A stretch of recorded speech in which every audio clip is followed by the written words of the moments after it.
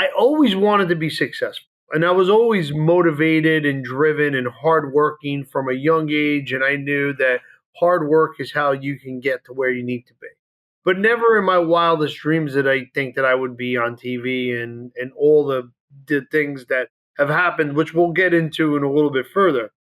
But it was probably 3 or 4 years after my dad died where I realized that, like, I had to change the business because a lot of the bakeries like mine were going out of business, right? A lot of the supermarkets were putting us out of business. They were selling the stuff for so cheap we couldn't compete.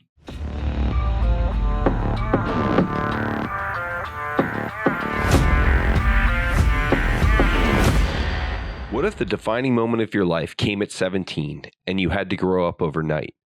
In today's episode of Going Beyond the Deal, I sit down with the one and only Buddy Valastro, the cake boss, for a deeply personal conversation about legacy, leadership, and the drive that turned a Hoboken bakery into a globally recognized brand.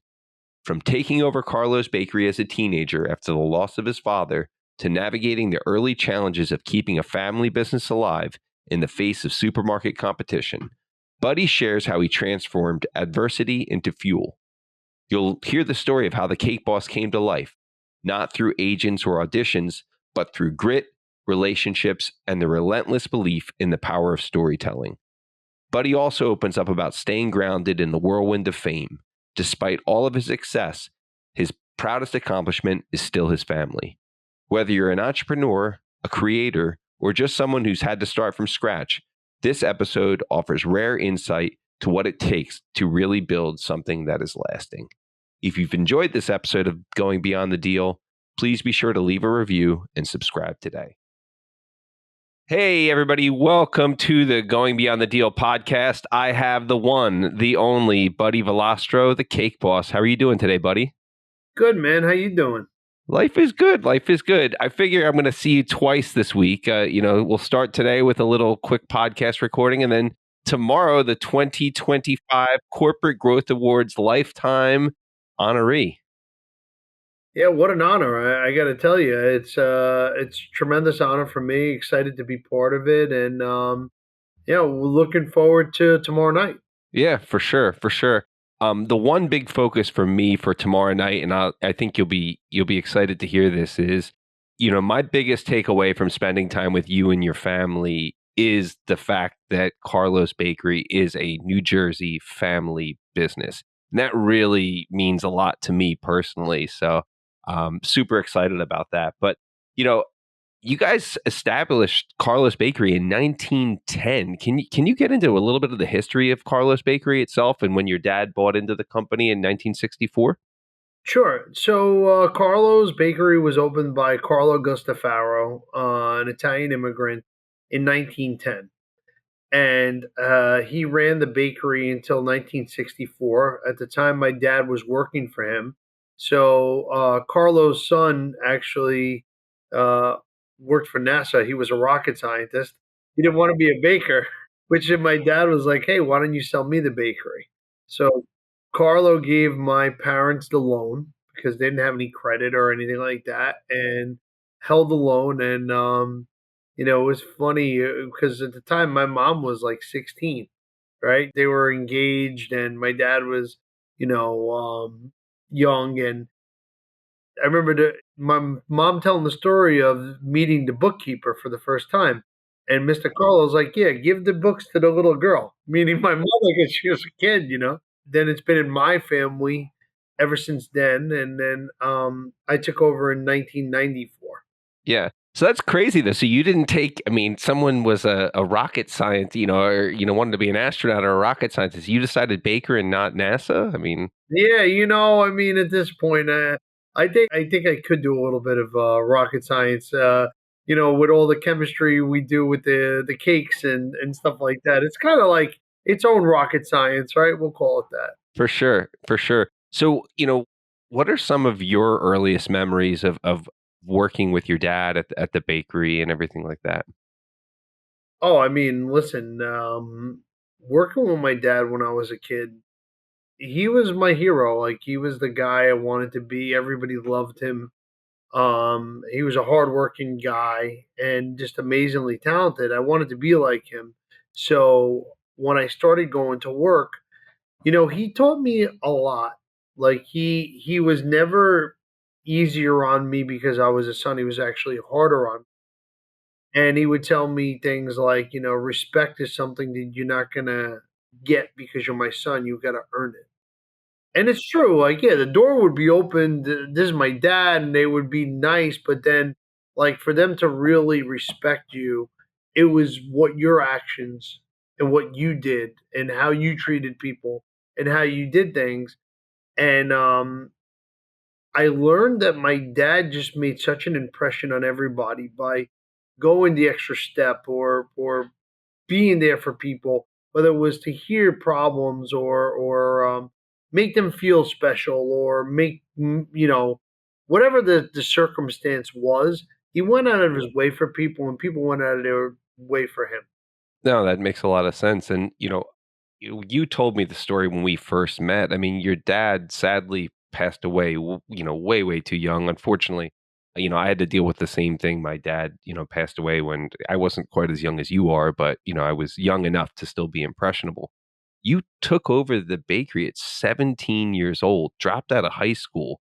Can you get into that? I mean, that must have been crazy. I mean, you're 17, you got people that are there that are probably 50 years old, more than 3 times your age. Like, how did you manage that? Well, I call it like a switch. I feel like after my dad died, it was like a couple months later, and then a switch just went on. And I woke up one day and I said, I'm not going to fail. And, my dad always taught me that respect is something you have to be earned. And he taught me to work hard. Like, I'm a hardworking guy. So if I had to be the first one in, the last one to leave, I would work 18 hours a day. I would work 7 days a week. Nothing mat.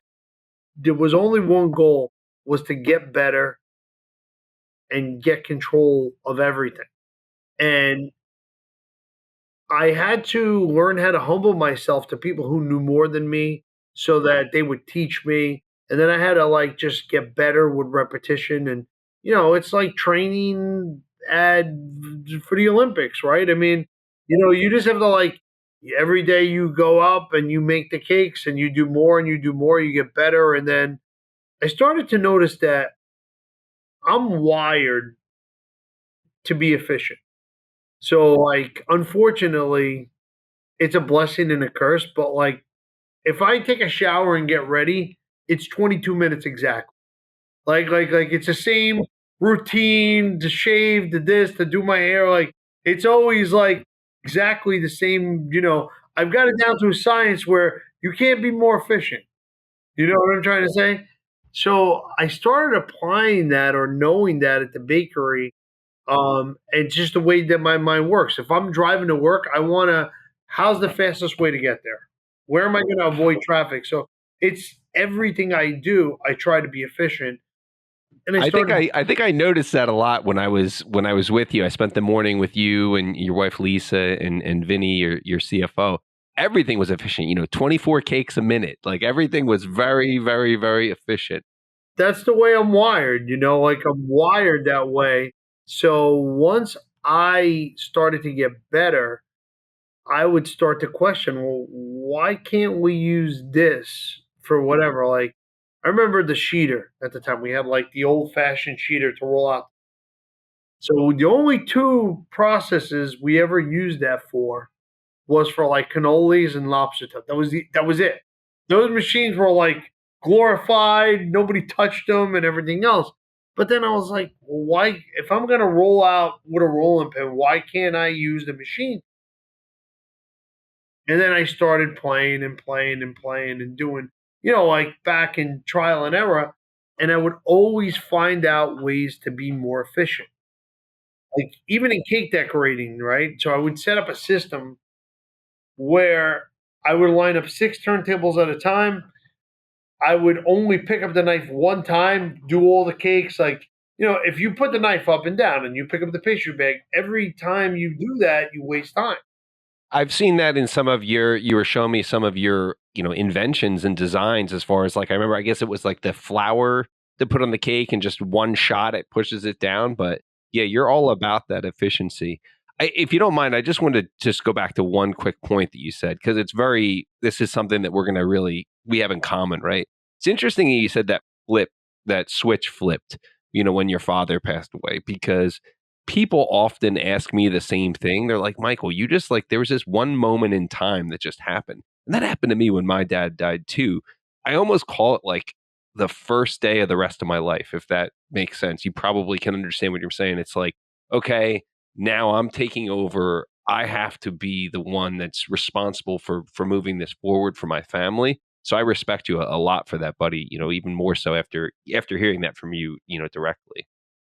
Well, no, listen, I couldn't agree more with you, because like for me, I didn't really have a choice, and you know, I sometimes say I don't know if my dad was alive, if I would have been, you know what I'm trying to say, doing circumstances forced me to evolve and grow up and do things that might have taken a lot longer.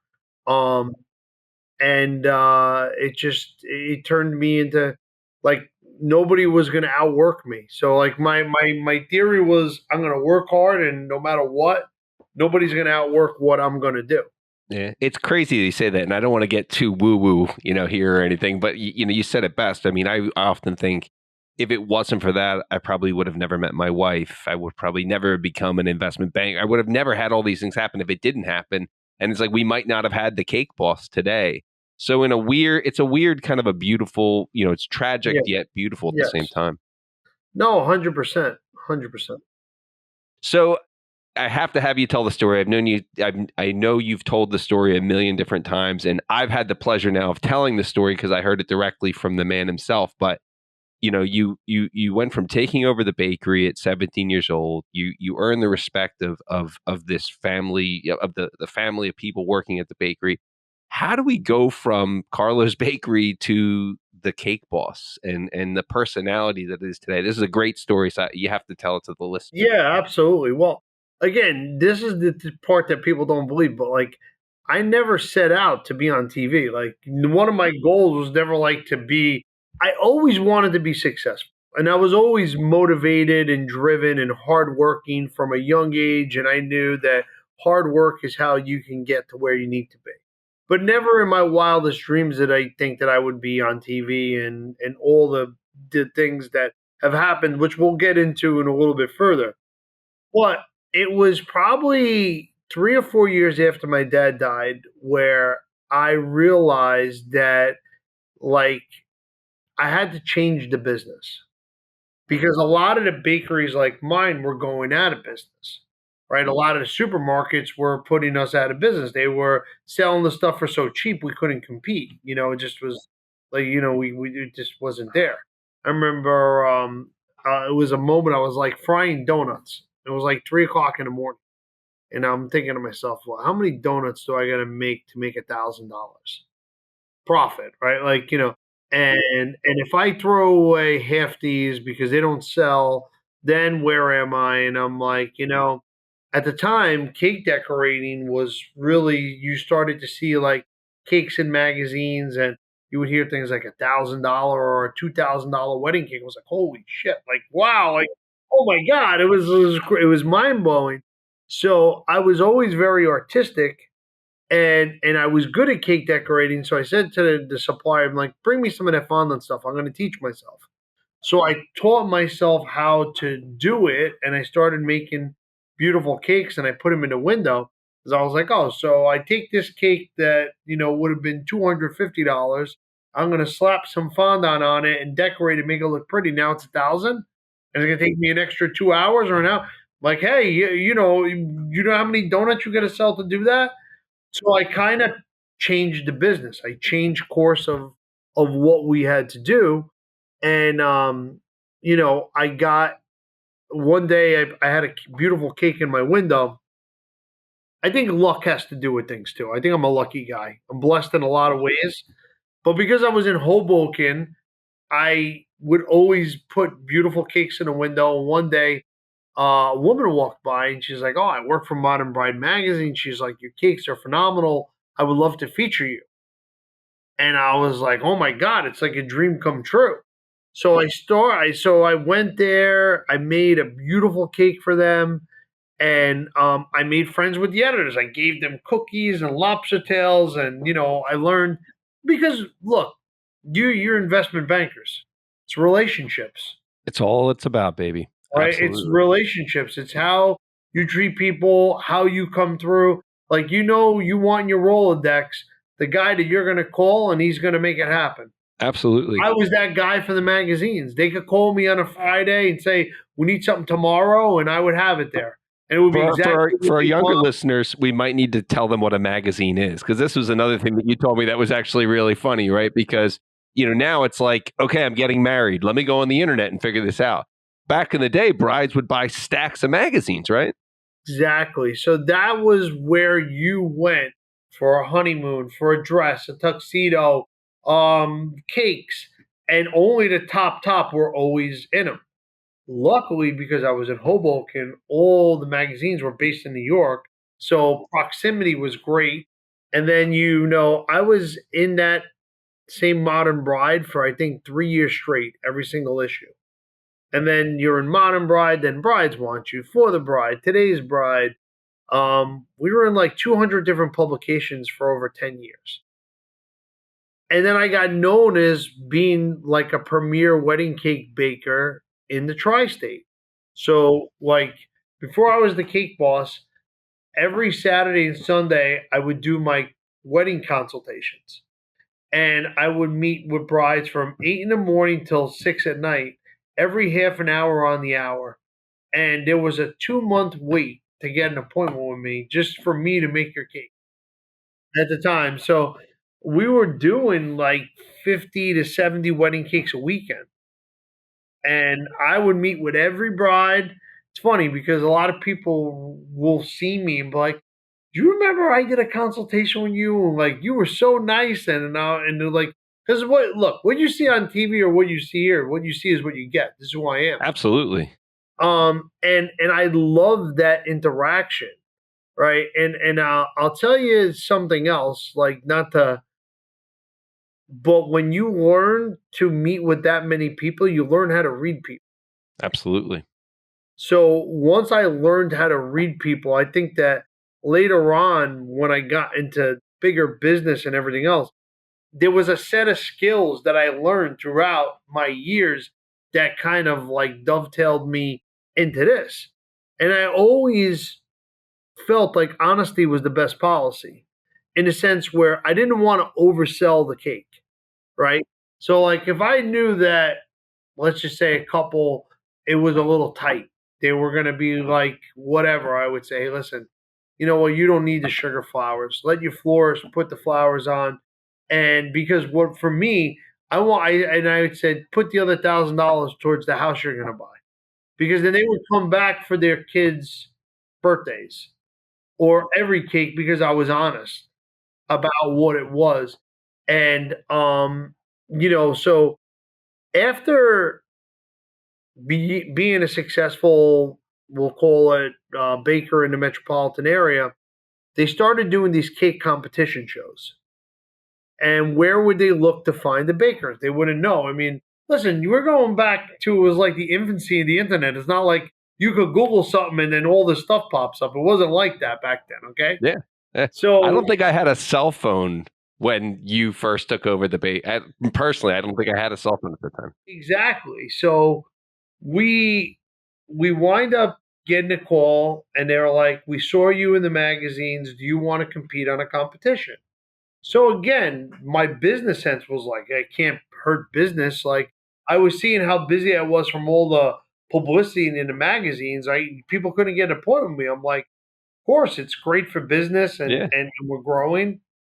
So I go on my first competition and I got smoked. I mean, Well, literally, do you remember what it was called? Food Network Challenge. Food Network Challenge.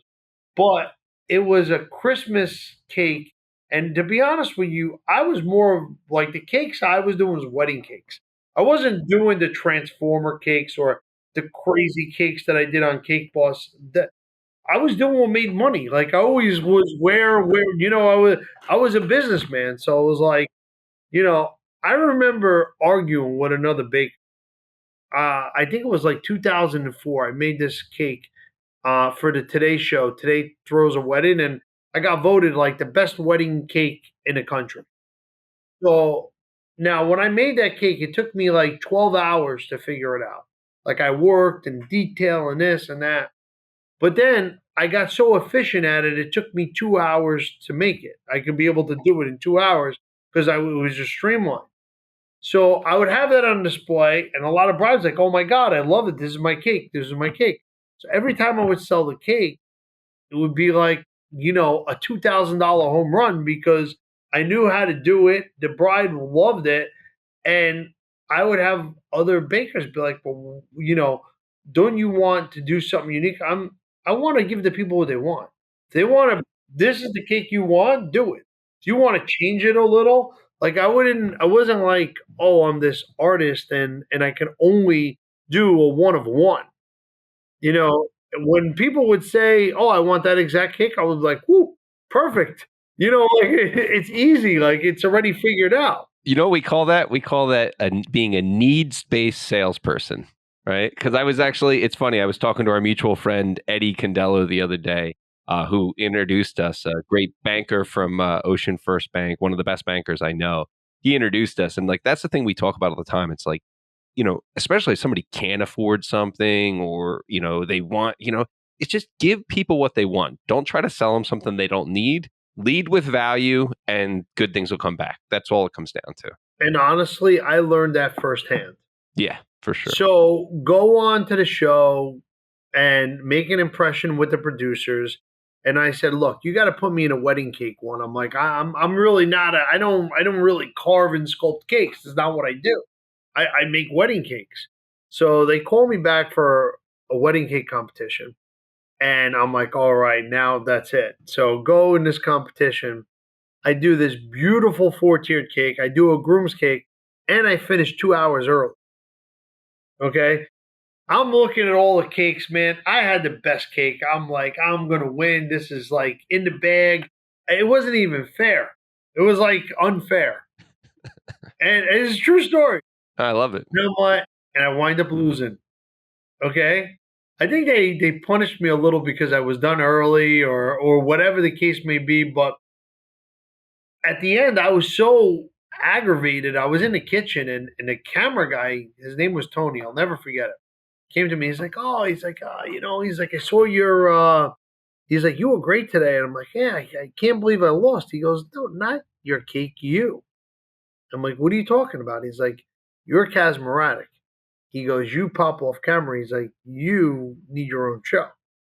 So I started thinking like Hoboken. And I was actually laughing to myself because I thought of all my family, like the whole cast of characters, all the people I work with, my little life in Hoboken, and it was funny. Like it was like funny. Like I thought it was almost more like a sitcom first than a reality show. So I went home to my wife and I said to her, told her what was going to happen, and I thought she was going to say you crazy, whatever. She turns around to me and she said, "You will," and I was like, "What?" And she's like, I hate you for this, but I never met a more determined person in my whole life, and you don't know how to fail. So if you really want this, you're going to get it. So now I'm like, oh, yeah. I'm like, I'm motivated. I'm like, yeah, I could do this. And I call Food Network, and I'm like, I got your next hit show. I pitch them Cake Boss, right? So they're like, we don't really think so. They're like, keep doing challenge. We love you on challenge. So I was like, oh man. I'm like, I can't believe this. I was kind of discouraged, but I was still busy. I was in the magazines and I kept doing challenge. So it wasn't until about 2008 and I get a call. I'll never forget it. I was upstairs at the bakery. My sister Mary intercoms and she's like, TLC's on the phone. TLC. I'm like, who, the band? I'm like, I thought they needed a cake, I mean, at the time, because it was, could have been. So they're like, we saw some footage of you. They actually got the tape of that third competition, the one that I lost, the one where the guy said you were great. And they were like, we're thinking of a baking show. Pitched them Cake Boss. I was like, I have a 100-year-old bakery, big crazy Italian family. They're like, take a camcorder through your bakery and send us a tape. So I send the tape out to LA. The next day, they're like, we want you. We're going to sign you for a pilot. Now, for people who don't know how things really work, this is not how you get a television show. You usually find a production company. A production company does a sizzle. They go and put it, they put it out there. Now, out of every sizzle, 1 in 1,000 get a pilot. Then out of every pilot, 1 in 1,000 become a second season. Then, so the odds are so stacked against you. So they're like, we want to do a pilot with you. And I'm like, oh my God, I got a contract. They're like, who's your agent? I'm like, me. I'm like, you're talking to him. This is just true story now. So I instinctively called up who's my now partner in the production company that we have, Art, and I'm like, call Food Network, because I'm like, let him know that I got a contract from TLC, but I didn't sign it yet. I'd rather do it on. I'm like, I'm a chef. I should be on Food Network. I don't want to be on TLC. And this is a true story, which was so stupid of me because TLC was owned by Discovery. Discovery was like the 800-pound gorilla in the room, and Food Network was owned by Script, was like the little guy. So basically, the distribution for Discovery was in 220 countries and territories all over the world, where Scripts outside the U.S. might have been in 20. So it was like not even. But so Art calls up Food. He's like, "Buddy's got a contract, this and that." The executive is like, we don't think he's that good. Let him have it. So now I'm like, okay, now it's on. So now TLC is like, who do you want to be your production company? We're gonna let you interview them. Again, it doesn't happen like this. Usually you don't have any of this or what happens. So I connected with the guy Art, who was at High Noon at the time. He was in Denver because they used to do the shows, the competitions. Said I really got a good vision with this guy Art, and we're gonna do this. We go out, we make the pilot of Cake Boss, okay, and I remember sitting in the office, which with at the time wasn't my agent now, but my first agent. And I sat in my office with him, and I had just I didn't really even need an agent, but they were like, you should hire one. So I hired an agent. I'm sitting with the agent, and I'm like, all right, this is gonna happen, this is gonna happen, this is gonna happen, this happened. And he looked at me like I was like, yeah, boy, yeah, good luck, like, you know what I'm trying to say. And I never forget. I told him, I said, no, you don't understand. I said, I'll work till I'm dead. I don't give a shit what I have to do. And I know what else is on television. I'm going to make cakes that are so big or so different that nobody's going to be able to duplicate what I'm going to do. Like, I went in there with a plan, and I was real. We shot the pilot, we sent it to TLC, and I got to commend the TLC team, especially Eileen O'Neill, who was like the head of the network at the time. Saw the pilot, didn't even air it, okay? Order 13. Now, again, the fact that you even get a pilot, impossible. Then they see it, they order 13 like that, never going to happen. Okay? Air the pilot, I mean, they air the season 1, boom. We became the number 1 food show ever on cable television. We had ratings that killed anything on Food Network ever. I think it's so crazy because most people wouldn't know this. And I've told this story now after you told me the story when we were actually on the floor of the bakery. This is what made you an international star. Well, yeah. Because if I would have went on food, I wouldn't have got that.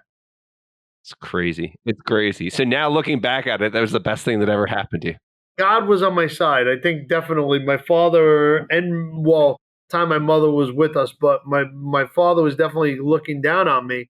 So we go out, then TL this Cake Boss becomes like the best lifestyle show for TLC globally for like 5 years straight. In every country, 220 countries and territories, dubbed in 45 languages, seen by almost a billion people. I mean, just insane. I could go on with stats of insanity. And for 10 years straight, I filmed 11 months out of the year. And cakes and then I just kept evolving and kept going and kept going. And then, you know, the way I taught myself how to put fondant on a cake, I taught myself how to sculpt, or I taught myself how to engineer, and then like I just was always driven. And the thing is the best part of the show for me was meeting little kids, and they would tell me that I inspire them because what I do makes them believe that they can do anything that they put their mind to. And the truth of the matter is, that was me being me. I didn't do it for TV. Like I didn't. If I said I'm going to make this cake fly, I got to figure out a way to make it fly, and I wouldn't stop until the cake flew. No, it's amazing. Like, from when I met you, like I came in and I had no idea, right? Because I've met, celebrities before and they could be complete assholes. You guys welcomed me into your home essentially and treated me like family. I was really the thing, the biggest takeaway for me, and my wife, I was telling my wife about, meeting you, and I'm meeting Lisa, your wife, Lisa. I'm sorry for this. So the audience knows who we're talking about. And I was said, to myself, I said, the biggest takeaway I had from this was just the sense of family in this whole thing. And Buddy's like he's a husband, he's a dad, he's everything that I am. He's the same as I am, and he treated me just the same way. How is fame and all these things? How did that affect your marriage and your relationship with your kids and traveling 11 months out of the year? Like, how do you stay grounded in all this? There was definitely a learning curve, right? And again, if I didn't have my wife who was there with my kids and at the time and being supportive, I could have never done what I did, but I've always carried a heavy load. Like, the whole family was always depending on me. So it was like, okay, now we have this opportunity. How do we turn it into something else? So, right now, like, I wasn't a social climber. Like, if I met another celebrity, right, I would always be cool with them, but it wasn't like, oh, well, I got to hang out with this guy because I could go to dinner with this guy or whatever the case may be. I was more like, oh, I don't get to see my boys. Like I haven't seen them in a while. I'd rather go out to dinner with my boys than that. Not that I don't do both, but the thing was, it wasn't like, oh, I have a whole new set of friends or I have a whole new set of whatever. I didn't ever think that I was too good for anybody. I probably started working harder. Now, yeah, you have access to other things, right? In the sense where now, you could do stupid things like, you want to go on a vacation, you want to take a private jet, you want to do this, you want to do that. So you have access to, you want to buy a Ferrari today, or you can buy a Ferrari today. Like, like that came in time, right? Which, um, doesn't fill anything really. Like like the thing that is most satisfying to me is if everything went away tomorrow, I would have my wife and kids, and if I had to go back to Hoboken and just make cakes every day the way I did from before Cake Boss. And that was the sense that I gathered from you. I mean, and again, I said this to my wife. I said, I'm just so impressed when I met Lisa, Buddy's wife. she was there from the beginning. She was there before he was the cake boss. And what was, so it just struck me from, the paintings of your mother and your late father on the walls, to pictures of your children working in the bakery. And I was asking about during the pandemic, and apparently like everybody was here, everybody's working hard in the bakery together. So it seems like you've taken this opportunity of stardom and, becoming this global icon that you are, but you brought your family into it as well, from the show to everything else. Well, in the beginning, you know what? It was scary, like even with the kids. Like we wanted them on television, but not so like, if you watch old episodes of Cake Boss, they're in very sporadically. It's not where it's about like I there was almost separation where I didn't have to take it home Got it. Yeah, yeah, yeah. No, that makes sense. because we were nervous and listen, I mean, again, I remember the one time, we when we everything first happened, the house we're in now, me and my wife looked at it. She's like, "Oh, it's too big. It's this. It's that." And I was like, "You sure?" She's like, "No, I want to be over here." So we went and bought another house. When at the height of Cake Boss, people would come ring my bell and be like, "Listen, my kid's a huge fan. Could you come out to the car and take a picture?"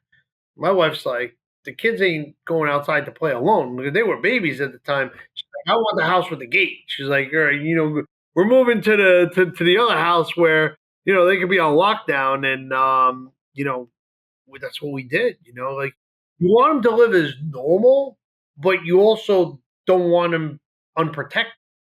Then there's the balance of yeah, you live this life, right? But how do you get it? Like dad still kills himself. Dad still works hard, or they'll work hard with me and see it. And that was kind of like a lesson that I took out of my dad's playbook is that my dad would say to me, "Oh yeah, you like nice shit, you want this, you want that, you work, you can have whatever you want." So it's kind of like I do the same thing for my kids, and and listen, I'll say it again. I've had successes that I could never ever dream of. Like, who would have thought that I would have all these restaurants and bakeries, or I would have got an Emmy or a Nickelodeon Kids Choice Award, or travel the world, or been seen by so many people. But my greatest accomplishment is my family, and that's the legacy that I will leave behind with.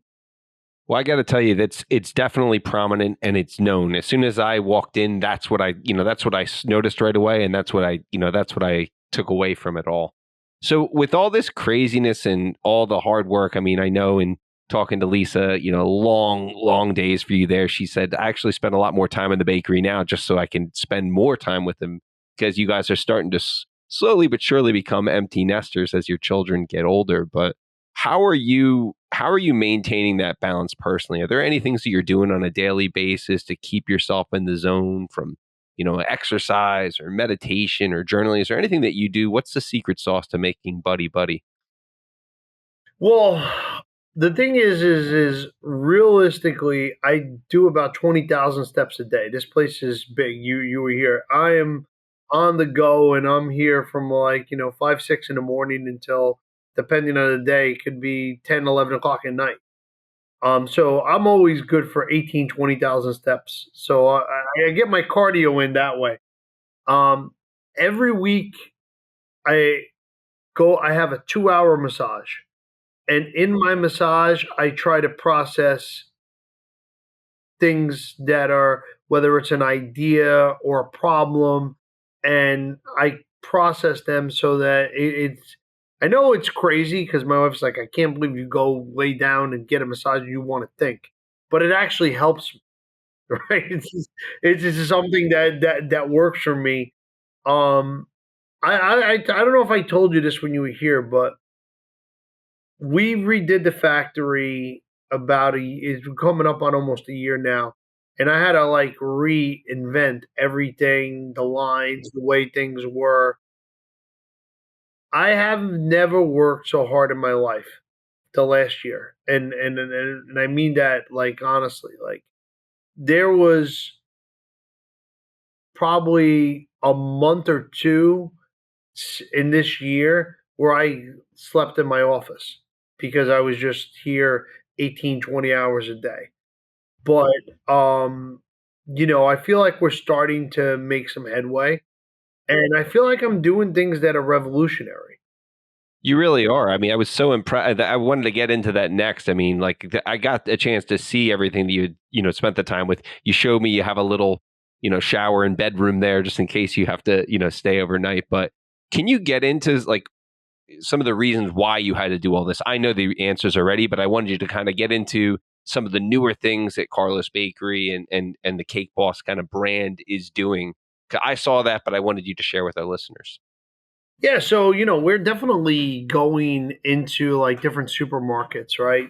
So we're actually probably, from what I know of, and I can't say 100%, but I would say 99.9, probably the only mass production bakery that's still doing scratch recipes. So, we're starting with butter, sugar, raw ingredients, and stuff like that. So, people misconstrued what we do. Just because you're doing more of it doesn't mean that it changed. It's the same way that we made it years ago, but instead of a 100-pound batch, it's a 700-pound batch. And can I just say, everybody, like, Buddy's not just standing there pointing and saying, "Okay, do this, do that." I was in like a laboratory with you at one point in time, and you're like, "Okay, we got to change the temperature of the water to this," and you were checking the consistency and the fluffiness of the cake. I mean, you're in it, and it's all real stuff. Because I was waiting for you to tell me, "Oh yeah, we have to." I said, "Well, how do you preserve these things for so long?" And you were like, "No, no, no, it's all just the same scratch recipe that it originally was." It's amazing. Yeah, and the thing is it's not about preservatives. I mean, listen, again, people have a misconception about a frozen cake. Okay. I would say that 99.9% of every piece of cake that everybody in the world has eaten has probably been frozen. So every old-fashioned bakery, they make the cakes for the week, they put them in the freezer, they take them out, they cut them, they fill them, and I mean, that's what we did at the bakery. You know what I'm trying to say? Like there's if I bake a cake and stick it on the shelf and leave it there for a day, it's gonna dry up. If I keep it in the freezer, it stops the drying process and that's how you process it. So even restaurants, same thing. They bake what they need, they pull out the desserts. That's how they do it. So there's a huge misconception on frozen.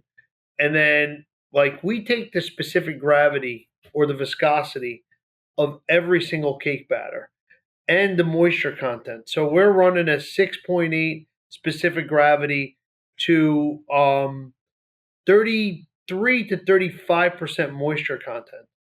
So like, and then how do you preserve things even more? So what did I do? People were saying to me, "How do you get it to last longer?" Well, I didn't want to put preservatives in it, so I studied map packaging. So we control the atmosphere inside the package by vacuum sealing it, and it's huge in Europe. That's how they do that because they can't put preservatives in their food. You know what I'm trying to say? And that's what we do to our cake slices.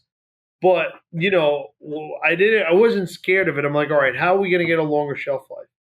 Like everything always started as a problem, and then I want to educate myself on it, and then I get into it, and then you know what? I invested a couple $1 million in thermoformers, and now we can get a 30-day shelf life on a cake slice without putting any preservatives in it. It's unbelievable. Now, outside of cakes, you guys are also getting into other things. Can you get into that at all? Yeah, so yeah, I have a frozen pizza line, which I'm probably 85% done with the R&D of it. But high quality, not a crazy line, maybe 800 to 1200 pizzas an hour. But 3-day dough fermentation. So like it'll be one of the only mass produced pizzas that actually have dough that's been fermenting for 3 days. So it's like a lights out, airy. Beautiful pizza, using grande cheese on top and 7-Eleven tomatoes. So it's like real quality, and that'll be.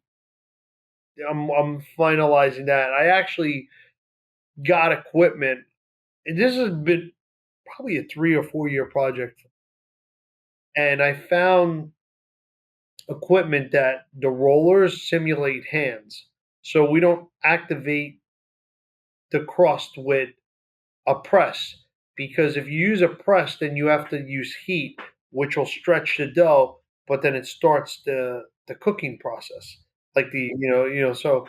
Um, and I learned a lot from the technicians that came in to install the equipment. They were telling me, so I was like, well, how are other people doing this? They said nobody's doing a 3 day dough fermentation. Everybody is like a 4 hour process from when the dough's made to this to being frozen. They're actually using cake flour, which is a much weaker protein level than like a pizza flour or high gluten flour. So I got to come back to the factory, man, because I only got to see like the machine like half work. yeah, you got to see it work. I want to see it like the whole thing now. It's like it was pretty awesome. It was pretty awesome. Well, listen, I don't want to take up, too much more of your time, but I mean, what else? Because I'm going to keep you for 4 hours with me tomorrow, so I got to let you, get to back to the baking here. But is there anything else you'd want to leave the audience with? It'd be great to hear some more words of wisdom from you. Yeah, I mean, listen, look, I'm truly humbled and honored by the honor, and every I've been blessed in my life, and I've had so many people help me and everything else. But I think it's those pivotal moments in your life, like that switch being turned on, right? And then understanding your, we'll call them your weaknesses, right? So like I'm OCD, right? So is that an advantage or a disadvantage? It depends on how you use it and what you do. So I'll give you a perfect example. I use it like a volume knob.